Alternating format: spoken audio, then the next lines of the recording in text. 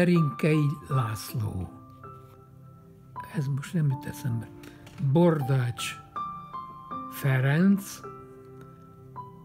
Tarnócai Tibor, Pornói Pál parancsnok, Pandúr József, Csizmadia, két túróci, civil, szegény civilek. Pornói Limpi, az a nagy, kisebbik fia volt a parancsnoknak. Pornói, hogy is hívták? Limpinek becéztük. Na most itten sajnos nem tudom megmondani a nevüket.